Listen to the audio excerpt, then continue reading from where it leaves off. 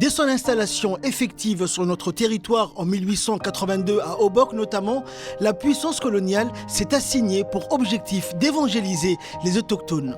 Une volonté d'acculturation est menée parallèlement avec la colonisation du territoire. Ainsi, dans la foulée, la première mission catholique ouvre à Obok en 1885. Il s'agit des frères capucins et franciscains. Une mission est ouverte à Tadjoura et une autre à Ali Sabié. La puissance coloniale va multiplier les foyers sociaux et les écoles religieuses, aussi bien dans les régions que dans la capitale. Comme par exemple l'école de la Nativité créée en 1933 pour les filles ou encore l'édification de l'église protestante en 1964. Toutes ces missions de différentes congrégations servaient d'abord le dessein colonial. Leur prosélytisme était d'ailleurs soutenu et encouragé par les autorités coloniales qui les considéraient comme un excellent outil de propagande en appui de leurs efforts d'expansion territoriale.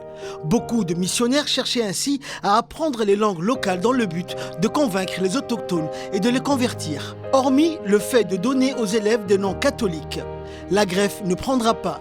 Les populations locales très attachées à leur culture et à leur culte rejettent en masse l'enseignement catholique qui sera remplacé bien plus tard par l'école de la République. Mais la résistance culturelle face à l'occupation coloniale est également à mettre au crédit des leaders religieux et des hommes de foi qui ont jeté tous leurs biens dans la bataille contre l'évangélisation. C'est le cas par exemple du Hadji Didé, qui est originaire de Zeila, qui s'installe à Djibouti et construit la première mosquée de la ville de Djibouti à Quartier 2 en 1891. Hadji Didé, commerçant, consacre durant sa vie une grande partie de sa fortune à l'édification des madrasas et à la charité envers les populations les plus pauvres. Quant à Hadji Hamoudi, dont la mosquée centrale porte son nom, construite en 1897, il s'investira aussi dans cette résistance culturelle, notamment en achetant un grand terrain sur ses fonds propres pour y enterrer la population locale selon les rites musulmans. Ceci alors que l'administration coloniale interdisait l'enterrement dans cette plaine sous prétexte qu'elle était inondable. À côté de ces philanthropes, la résistance culturelle à l'occupation a été orchestrée également par des confréries religieuses, les Shafi'i et les Al-Qadriya. Ces confréries, regroupées autour des mausolées, sont devenues des foyers de résistance à la colonisation.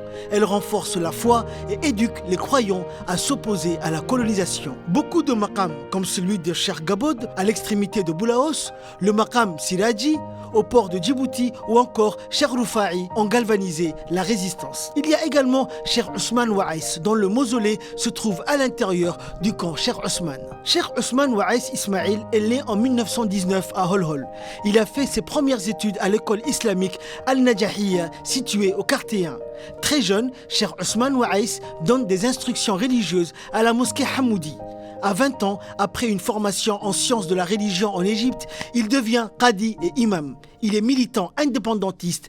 Il est le chef spirituel des PMP et des FLCS. Il est assassiné le 21 avril 1966 à Djibouti. Cheikh Ahmed est né à Magédo, non loin du village d'Assaguela. C'est un mystique et un saint dont les invocations et les prières ont été très fructueuses aux politiciens et aux commerçants. En 1977, les indépendantistes rebaptisent l'avenue 13 qui devient l'avenue Cheikh Ahmed. Cheikh Ahmed aurait vécu dans une avenue où tous les mouvements culturels et politiques sont nés. Il côtoie Mahmoud Harbi, Ali Aref et leurs contemporains. Que cela soit par leur prêche ou par l'enseignement de la religion, ses cheikhs et ses leaders ont servi de digue contre les tentatives coloniales d'évangélisation. Tous ces leaders religieux appartiennent pour toujours à la mémoire collective nationale.